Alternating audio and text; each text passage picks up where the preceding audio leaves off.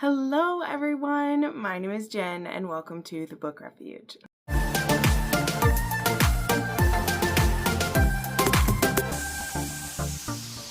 Alrighty my loves, welcome to another book recommendation video, and today we're doing a topic that I have done a few times before.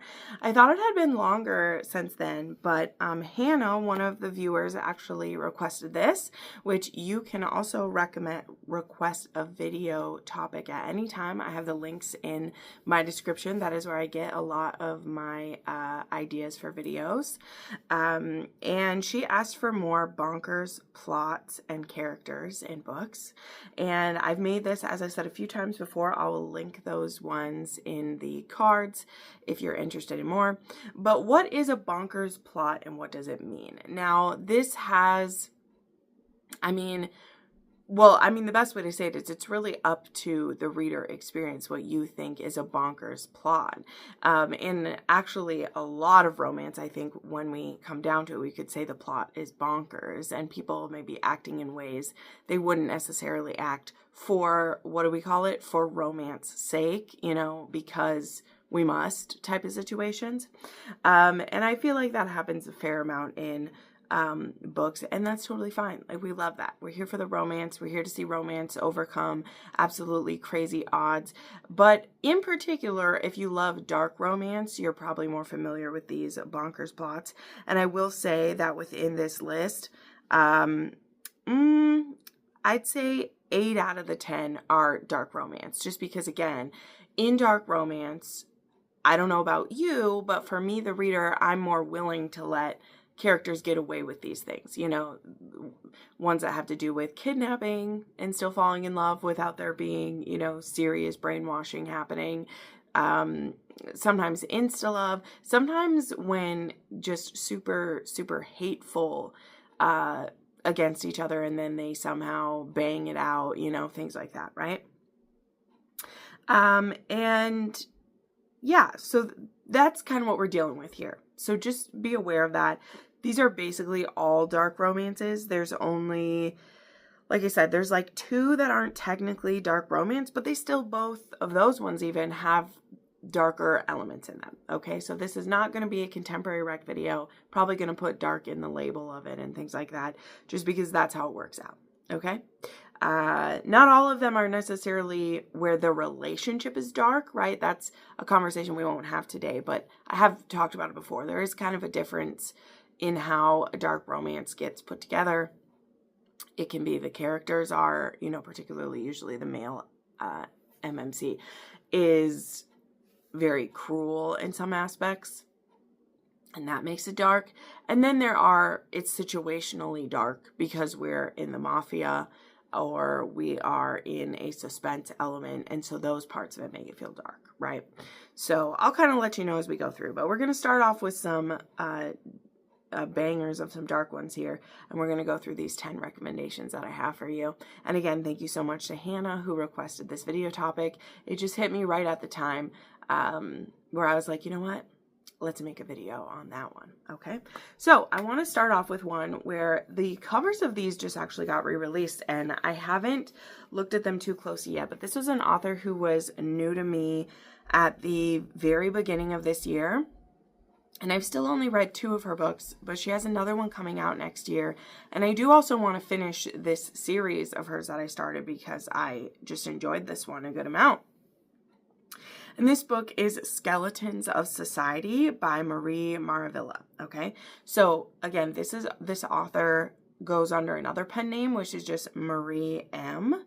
Or maybe it's Maria M. And then but either way, and she wrote one that I really loved at the beginning of this year that was a hockey romance, and she has another book coming in that series next year. But the Skeletons of Society is book 1 in Toxic Paradise, which is focused around the cartel, or at least this first one is, okay?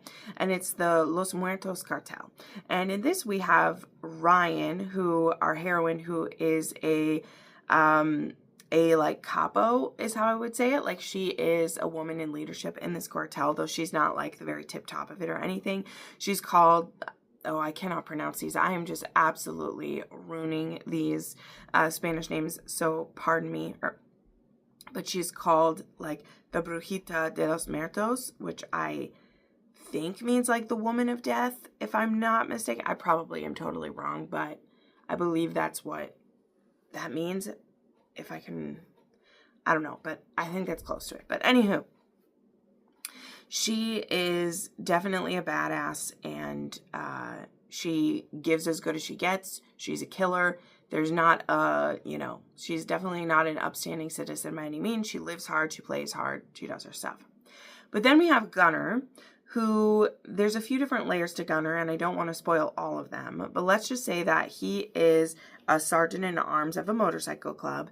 And this motorcycle club is teaming up with Los Muertos cartel. And Ryan and Gunner become kind of connection points within this, and they're super attracted to one another. And this one does revolve around, I believe there's like cage fightings in here.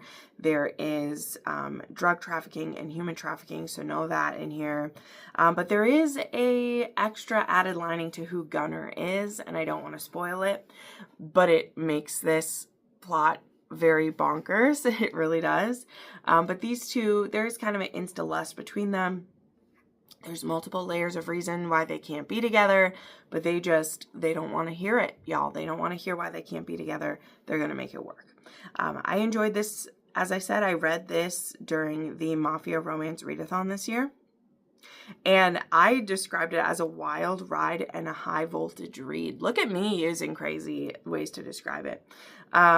But yeah, this one was definitely very like oddly specific and dark in a lot of ways. But I enjoyed it. High Sticking the Heart was the other book by her that I really liked. And I was right. It's Marie M. is what that name is. And then this is Marie Marvilla. So definitely is bonkers. Now, I believe book 2 in the series, because there are different relationships in each one. Book 2, I believe, is a reverse harem, if I'm not mistaken. And that one's set up, or that might even be a duology that's like set up on the side. I don't know. But anyway, very bonkers with this one, and not your typical mafia romance, which I thought was great. We will be continuing on with a few other mafia romances here. And the next one I want to share, it was really hard to pick one from this author because her entire backlist is bonkers. Absolutely. But I thought I would include this one since it is like the start of a new series, though it does spin off from some other ones. I don't know. But I just wanted to include this one because particularly when I think of bonkers plots, really, it's a lot about the beginning of the story for me is where the bonkers comes in. It has this premise that is just wild and out there, and you're like, how is that going to work? Or how can these characters who meet in this way end up together? Like those are all, again, bonkers is a subjective term. How many times can I say that in here, right? So it's going to mean different things to you. For me, how I categorize them, it does a lot have to do with either like the premise of the book or the beginning, where then we're like, how will these two end up together? So this author, as I said, has a ton, and that is Rena Kent. And so I wanted it to say Kiss the Villain, because the way these two meet, which here's some beautiful little character art right there, and their little kitten. So cute. And this one involves these two meeting. We have Caden and Gareth. And Gareth actually goes to a party where he's planning to drug and humiliate one of his rivals. But when he ends up in the room where he believes he has drugged this man, he's not planning to assault him, but let's just say he's planning to fake it so he can get some humiliating pictures. Okay, let's just straight up. He's planning to go in there and fake, I'm just going to say, and fake like ejaculating all over his rival and take pictures and then use them to humiliate him. Like, I'm just going to tell you, this is the bonkers plot. We don't got to hide it. But when Gareth enters that room, he discovers that someone else is in there. Someone knew basically what he was going to do. And that is Caden Lockwood, which is great. I love this line. He's a criminal who's teaching criminal law. So he's also a professor. He actually will be Gareth's teacher. But he is also connected with the man that Gareth was trying to humiliate. And so instead of Gareth being the one to fake assault this guy, which I mean, it still would be an assault if he was drugged and he did stuff to him, but we're blurring the lines. It's Rena Kent, it's in dark romance anyway. But what I mean is he wasn't intending to actually sexually assault this man. Instead, Caden ends up putting Gareth on his knees and getting him to suck him off with a gun to his head. So that's how this one starts, okay? And now these two become obsessed with each other. It's an equal obsession. Gareth starts stalking Caden, and Caden absolutely knows that he's stalking him and is just kind of playing with him a little bit until they both start to fall in love. So that is Rena Kent for you. She's just as twisted and fucked up as the best of them. But yeah, and this is, like I said, not the only one from her that starts with a very bonkers beginning. It was hard to pick one, but I went with Kiss the Villain because you can just dive into that one if you'd like to. Yes, there are 30 plus books backlist where you could start with if you wanted to, but I just went with Kiss the Villain because that beginning is like, you read it and you're like, holy shit, like it's crazy. Okay, next up, Kings of the Mafia, Hunted by a Shadow, okay? Now, this is actually, in my opinion, a Mafia series that isn't quite as crazy as some others. But, as I said, it really all depends. Each individual book can be bonkers in its own right. And why I wanted to bring up Hunted by a Shadow is because this one has a very unique beginning that not only, like, did I really feel for the hero, but I absolutely felt for the heroine, too, because, like, how is any of this her fault? Like, how she gets into this situation, right? So this book, Hunted by a Shadow, starts off with our heroine who is getting a life-saving kidney transplant. She thinks that the worst is behind her. She's going to get this kidney transplant and begin to get her life back. Only thing is, I'll tell you, this is an illegally acquired kidney, as in the way it was acquired was the person it belonged in was murdered for his organs, okay? So we have black market organ stealing, harvesting. That's the word I was looking for. And our hero in this story, it was his friend / almost like a little brother to him / member of his mafia who happened. He wants to collect back all of the organs that were stolen and bury them back with his loved one, basically. But when he finds the heroine and sees the state that she's in, he starts stalking her and he decides that, okay, I'm going to torture her in a different way, make her work for me, make her serve me. And at any point, maybe I'll kill her and reunite that organ with my loved one. But he also wants to get to the bottom of who dare, because again, this is mafia romance, who dare be harvesting organs in his city, let alone do it to one of his loved ones. But this is a problem for everyone, not just for his loved one. And so he hopes that by capturing the heroine and looking into how she was able to get that organ, which of course didn't have anything to do with her, but her loved one who wanted to get her an organ, he's going to do what he has to find out.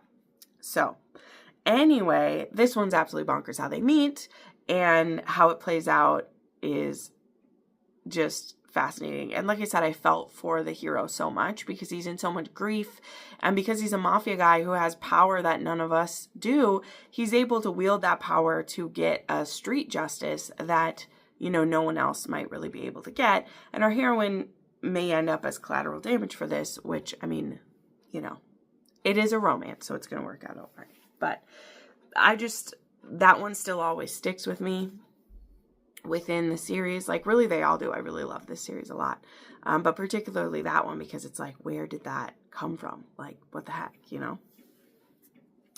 Okay, next up, another mafia one that I just adore here is His Juliet by Amelia Rossi. And this is wonderful because these actually got picked up for Trad Pub.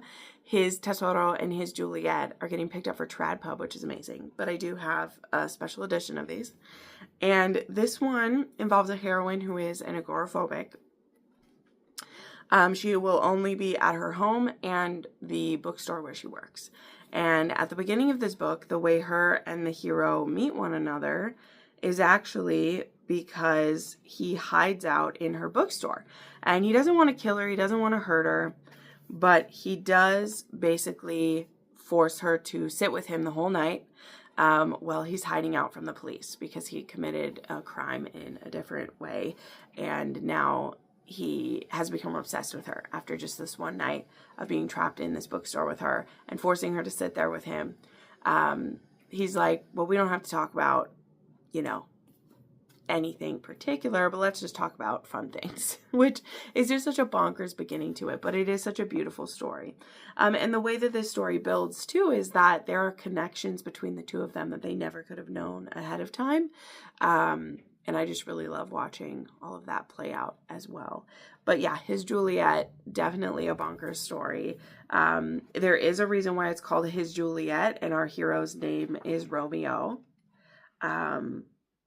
So yeah, there's more to their story than you would expect. Okay, next up is one that I've been talking about a lot recently, and I'm going to keep doing it because I hadn't read anything like it, and it was this perfect pairing between my love of true crime and romance, and that is Before We Came by Sloane St. James. And this one is absolutely bonkers because it begins with Birdie, who is having a funeral for her adoptive mother. And it's important to say that she was adoptive because of reasons, right? Normally, once you're adopted by your family, you might not necessarily call out the fact that it's an adoptive relationship. But this was a horrible parent. And she was told all her life that she ended up with this mother she has because her family abandoned her.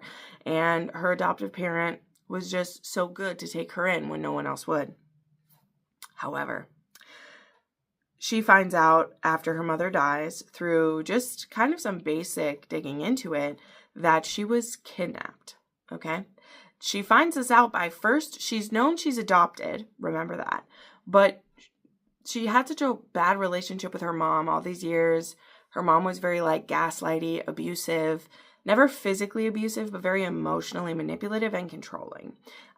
Used a lot of guilt and used a lot of psychological games on the heroine. And so she decides she does want to try to find her family because maybe they regret letting her go. Maybe she can find out more about her health background. There are just things she wants to know.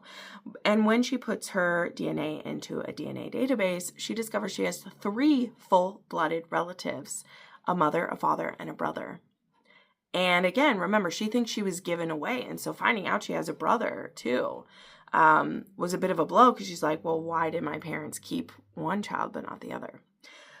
But what she will very quickly find out, and what we as the readers will find out, is that, yeah, she was kidnapped by this woman. Her family has never stopped looking for her. And there also happens to be a young man who used to be her next door neighbor, her brother's best friend, and was her crush when she was little. He was her first kiss before all of this happened and she was stolen away. And when they run into each other, which this is another part that makes it bonkers, is these two actually run into one another before she reconnects with her family. So she doesn't know that she knows this man. She just feels this amazing connection to him, and they actually have a one-night stand. This is a part where I'm like, that is really bonkers that they have this one-night stand beforehand. But then when she meets her family, Lonan is the hero's name. He's still very close with the family. And so as soon as they reconnect with their child, they invite Lonan over because they're like, she's back, Lonan. He's almost been an extra child to them as well. And he just can't believe that they found Bridget, that they found her. And now they're reconnected. And yes, there's going to be a lot of things to deal with, because it's should she be jumping into a relationship with him? But Lonan is determined that he will win her over. He believes they've always meant to be, and that's why he's never been satisfied with anyone else. And he's going to make things work out. And so it's a bit bonkers for how they get reconnected and the fact that this started with the kidnapping. And throughout the story, what I liked that the author did is she put in different diary entries from the mother, from the kidnapper, that slowly basically explain what happened, and the fact that this woman, she did have another daughter before Birdie. And did nobody just notice that Birdie replaced this child? What happened to that child? And all of that gets unraveled in the story. But overall, I would say it wasn't a suspense story. Like, that is just the setting that sets it up. And even though we get those pieces throughout, the story still very much is about Birdie reconnecting with her family and then falling in love with Lonan. And I loved it. And I thought it was so unique. And I've really enjoyed all the books I've read in the Lakes Hockey series so far. It's just been a really great series. Okay, next up, we have a bonkers one called Leave Me Behind by Cam Marnova. This recently was re-released with Bloom Books. In fact, I really need to read. I did also get an arc of the spinoff from this one as well. But this one is wild. It's kind of like a dark ops. It's like based on almost like a video game. And our heroine gets put in with this dark elite forces squad. Elite dark forces squad, Riot.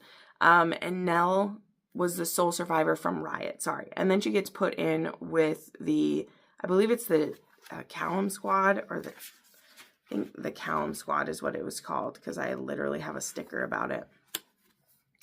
And it turns out that the one night stand, Malum Squad, I was close. The one night stand she'd had before she shows up there is one of her new comrades, and he's decided that he hates her and wants to kill her because her crew is like the reason one of their guys died, I guess, something like that. So this was definitely a wild one, but I did still enjoy myself in some aspects, and I'm really curious about reading more from this author. But definitely a bonkers plot, definitely a bonkers story. Very wild, dangerous sex happening while we're in the field. So just keep that in mind for that one when you read it. Okay, then another one, and this one is the one that, like, this one technically isn't a dark romance. This is kind of like a paranormal suspense is what I would call it. And that is Death Valley by Karina Halley. Ooh, that rhymes. And this one is actually a, like, zombie situation combined with the Donner Party. Okay, the Donner Party were cannibals who were basically became zombies when they ate human flesh. Yeah, that is this. And so in the beginning of the story, we get a brief history of the Donner Party, and then we get a prequel that shows a maybe tainted view of the Donner Party and what was really happening. And then a few people do get rescued from the Donner Party, but the sickness is already inside them for anyone who had to eat human flesh while they were lost in the wilderness. And so all these years later, you know, it's many generations since that's happened. And then we have a situation where our heroine 3 years ago, her sister disappeared in the Sierra Nevada mountains. And since then, she just hasn't been able to do her job right or be focused on anything. She's just wanted to find her sister, and nothing came up. So when she learns about this guy named Jensen McGraw, who is a rancher and a wilderness guide, she decides to hire him to take her into the same area where her sister disappeared to see if there's any clues. Now, this is bonkers in a few aspects. Number one, I'm just saying ranchers can't usually just leave for the amount of time that they do to go in the middle of the woods, but I digress. Also, his land and his home are in a lot of debt, and so the money that she offers for his services are very appealing to him and his men. And so they agree to take her in here. The one thing, though, that Jensen is hiding from her is that he also took her sister into the mountains 3 years ago, and she disappeared from his grasp, basically. Her sister and her sister's boyfriend disappeared out there. And so that doesn't get revealed until a little ways in, but I'm just telling you so you get, like, there are a lot of layers to this story and things like that. And that's not even adding in the cannibalism and the fact that it basically made these, like, never, like, undying zombies who roam around in the creepy, snowy woods waiting to devour more human flesh. It's definitely spooky. And I read and annotated this for a couple of my patrons. And I gotta tell you that I shouldn't have read it at night because it was pretty like spooky. The vibes were absolutely there. And yeah, but it was also pretty bonkers. A lot of it too is that like it's insta-lust between the two of them. And I mean, Jensen knows what he did and what he was involved in. And for him to like not tell her, I personally think was a little bit shitty. Just putting it out there. So just putting it out there. But definitely bonkers and fits that for sure. Okay, then, okay, we have the one I said, like, this one, I wouldn't consider it fully dark. It's an erotic romance, but I'm going to tell you how it's bonkers because the setup of how this story begins is just like, I mean, Sarah Kate kind of pulled this one out of an interesting place is what I'd say. So this is the Good Girl Effect, all right? This is book 1 in the Salacious Legacy spinoff. It spins off from the Salacious Players Club. Ooh, my lipstick goes kind of nice with this one. I like it. But the thing is that, so Jackson Clare is a grieving single father and he needs a nanny for his daughter. And we have Camille Albert, who, this also takes place in French, who she wasn't looking for a new job, but she ended up finding this lost love letter in a book in a bookshop in her town. And this love letter was, I believe, from Jack to his wife. And she just becomes really compelled by this love letter. And when she ends up looking up the family, she discovers that this woman that he wrote the letter to is dead. And on one of her days off, she just decides to, like, I believe it's in Paris. She goes into Paris and goes to the house. And at that day, at that house, Jack's sister is interviewing nannies for Jack's daughter. And Camille ends up lucking into this position and she gets the job. Okay. So I'm just right there, like, how she ends up being a nanny was absolutely bonkers. And it does take a good amount of buy-in for you to believe that it would work out and be okay. Then when she becomes a live-in nanny for him, she starts learning about what he actually does for a job and the fact that he co-owns a sex club and that he has a room in his house that is full of all these different BDSM implements that she is extremely curious about herself. So I'm not saying this is bad. Obviously, I put it in this bonkers video. I really love the BDSM. I love how the bondage is used in here. I love Shirabi. I love just like all of those different aspects to it. I just also say it was a little bit crazy how we get to that point. That's the reason that I bring it up is because it definitely is a little bit bonkers how we get there.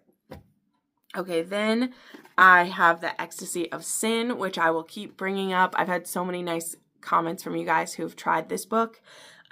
Kay Allister is a viewer of the channel, and I'm just so proud of her for where her writing has taken her. But this book truly moved me. It's book 1 in the Brutal Brotherhood series, but it definitely is bonkers. It involves our heroine who is actually homeless at the beginning of this story, and she is even contemplating self-exit or unaliving herself because she suffers from horrible chronic migraines that make it impossible for her to get a job, which means it's impossible for her to get medicine for her migraines, which means she's stuck in this perpetual hell loop of pain and just wanting to die and not being able to afford a good life. And it's just so painful. And really, I'm empathetic to, I believe Ren is the heroine's name in here. And it was just so hard to watch. And then we have Dominic, who is a killer, and he's a part of this brutal brotherhood of men who stand together. They each all have their own little fucked up thing that they do. And the way that this, the way that Ren comes to his attention is that he is at a like late night clinic that he goes to get work done under the table. And she actually shows up there because she needs to get some medicine. And he just hears a brief part of her story and he starts kind of following her. And from that, he starts to pick up more and more about her and about how she got in this position. And he just becomes pretty obsessed with her and like wants her. And yeah, it's kind of history from there. I mean, their romance together involves him basically like taking over her life. But she is someone who, in a way, she doesn't really regret that. or fight against it because she was ready to kind of give up her life anyway. It was so miserable. And he sweeps in and just starts doing everything he can to take care of her. And I just love that. I just love that. So, highly recommend The Ecstasy of Sin to everyone. And then the last one I want to mention that is bonkers is called Hellcat by K.F. Hassall. This is one I love bringing up. I read this one actually for Patreon earlier this year, and I haven't been able to stop thinking it. It was so good. But this one involves our heroine actually trying to go undercover to bring down a company that did her wrong, basically. But she also works for a company that gives her some backing to do this as well. It's weird to explain it, but it's a dark Bratva romance, and she is trying to infiltrate. And our hero is not someone who gets easily distracted or can be, or who can be infiltrated, let's just say. However, the heroine's going to find a way to do that, let's just say. And so her mark is the head of the West Coast Russian Bratva, one of the most powerful men in the world. But she's able to infiltrate his walls pretty easily. However, he does end up catching her. And what he does once he has her tied up and strapped in his dungeon is when things really get interesting. So there's so many pieces to that one. I don't want to spoil it, but it's one of those that you think who has everything in control, and then it changes, and it does that a few times. And it's a pretty quick read. It's only 260 pages, but I was on the edge of my seat the whole time. I hadn't read one quite like it. I love reading a capable heroine like that. But the hero's no slouch either. So they go a few rounds with one another, and where it ends up when we discover who the true enemy is, it was quite the ride for sure. So there you go. Those are 10 recommendations that I have that I consider to be pretty bonkers romance. Again, I think I've made at least 2 other videos with these, so you can check those out up here. Make sure you like this video, subscribe to my channel if you'd like more recommendations. Check out if you would like to suggest a video in the way that Hannah did. She suggested this one. And yeah, we'll see you in the next one. Bye.